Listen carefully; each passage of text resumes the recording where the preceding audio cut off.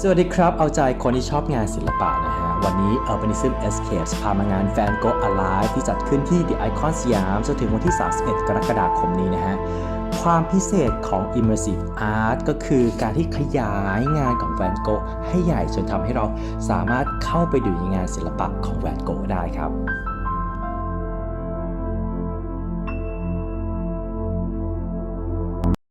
เริ่มต้นตั้งแต่ปี 1880 นะครับก็คือเป็นช่วงแรกถึง 1885 ที่เขาอยู่ที่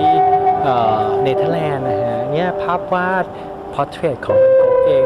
นั้นนะฮะก็จะเป็นภาพวาดที่แบบค่อนข้างจะเคร่งขรึม serious นะเพราะว่าเขาเกิดในครอบครัวที่เป็นแบบกลุ่มของศาสนานะครับที่เป็นแบบ supporter ของวินเซนต์ แวนโก๊กก็คือน้องชายของเขาด้วยความที่เป็นอาร์ตดีลเลอร์ก็คงแบบมองเห็นว่างานศิลปะมันสร้างเงินได้จริงๆแหละก็เลยแนะนำให้วินเซนต์ แวนโก๊กว่าทำงานศิลปะจะบอกว่าช่วงเวลาของการทำงานศิลปะของวินเซนต์ แวนโก๊กมีแค่10 ปีเท่านั้นนะงานของวินเซนต์ แวนโก๊ก10 ปีมีรูปทั้งหมด 2,000 กว่าชิ้นเดี๋ยวเราจะมาดูกันว่าเขาใช้พลังงานอะไรเยอะขนาดนั้นยุคที่แบบศิลปะที่เรียกว่า Impressionist กำลังเบ่งบานเราจะเห็นแบบศิลปินต่างๆที่แบบดังๆก็คือเช่นแบบโมเน่ที่เป็นแบบวาดดอกบัวเคยเห็นไหมฮะเนื่องจากว่าผลไม้ที่แบบมันเป็นสีหนึ่งอ่ะแต่ว่าพอมันใส่ความรู้สึกเข้าไปอ่ะมันก็กลายเป็นสีแบบที่มันสดใสขึ้น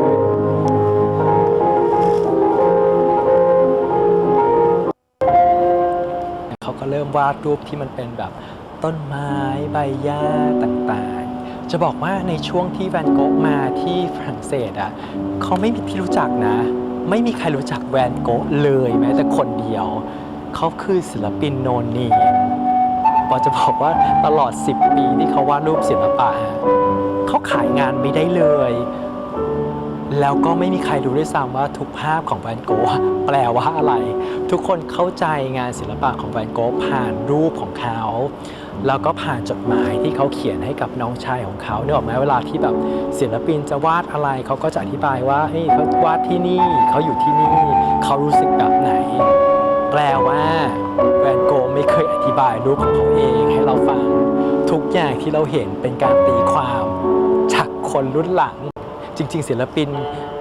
Impressionist หลายคนเนาะก็เติบโตจากการที่ได้ไปญี่ปุ่นแหละคือเป็นการแบบ mix and match การนำเข้าความหวานความอ่อนโยนความแบบความเป็นมีชีวิตของตะวันออกเข้าสู่ตะวันตกเนี่ยดูรูปนี้ดิ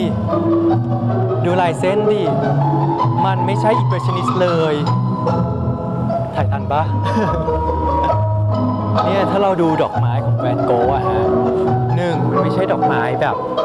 ดอกไม้ยอดฮิตเขาพูดกันตรงๆมันก็คือดอกไม้แบบดอกไม้ข้างทางอะไรอย่างเงี้ยนึกออกป่ะ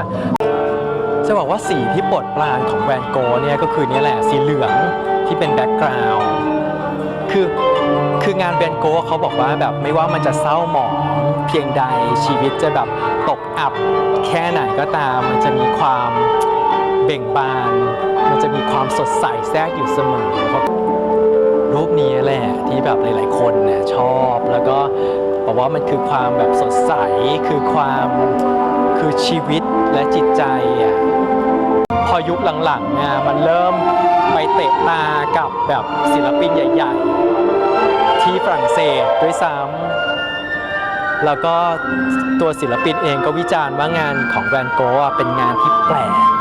แล้วก็หลุดออกจาก Impressionist แล้วมันก็กลายเป็นแบบเขาเรียกว่ากลุ่มที่เป็น Post Impressionist ก็คือว่าเหนือจินตนาการมาอีกอะไรอย่างเงี้ยโดยเฉพาะลายเส้นต่างๆแต่ก็ยังไม่ประสบความสำเร็จแหละเพราะว่ายังไม่มีคนเข้าใจงานศิลปะแบบนี้ไงนึกออกปะ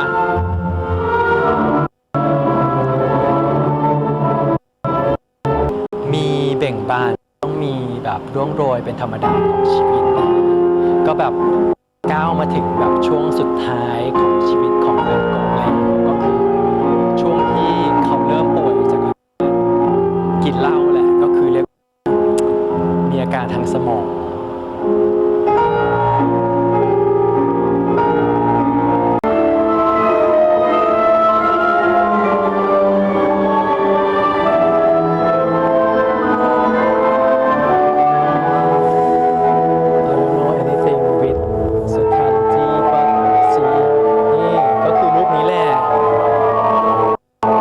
เป็นรูปที่จดจำของแวนโกะก็คือรูป Starry Night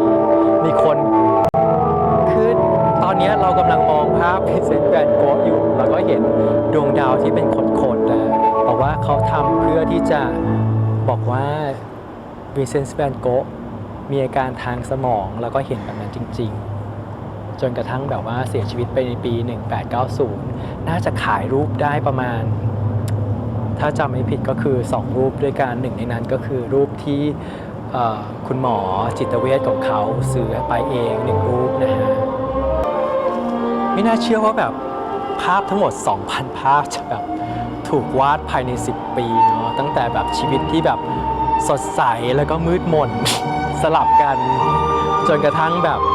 รูปสุดท้ายที่เกิดขึ้นก็มืดมนจริงๆมีคนพบว่าวินเซนต์ แวนโกะฆ่าตัวตายแต่ว่าเป็นการตายที่บ้านซึ่งในประวัติศาสตร์ก็ยังไม่มีใครรู้ว่าเสียชีวิตด้วยอะไรถูกฆ่าหรือฆ่าตัวตายจริงๆเพราะว่าอย่าลืมว่าทุกอย่างที่เราเห็นทุกอย่างที่เราตีความเป็นช่วงชีวิตหลังความตายของวินเซนต์ แวนโกะหมดเลย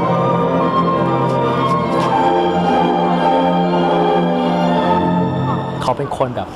ห้าวๆพูดตรงๆนะฮะแล้วก็ชอบแบบว่ามึนเมานี่ก็เป็นสาเหตุที่ทำให้วินเซนต์ แวนโกะแบบมีเรื่องราวต่างๆที่เรียกว่าเรื่องเล่าที่เป็นแบบว่าอื้อฉาวซึ่งบอกว่ามันเป็นแบบคาแรคเตอร์หนึ่งเนาะที่ทำให้แบบคนรู้จักแวนโกะแล้วก็แบบเห็นเขาเป็นตัวละครหนึ่งอย่างที่เราเห็นน่ะก็จะมีเช่นแบบตัดหูบ้างหรืออะไรอย่างเงี้ยแบบใช้ปืนใช้อะไรอย่างเงี้ย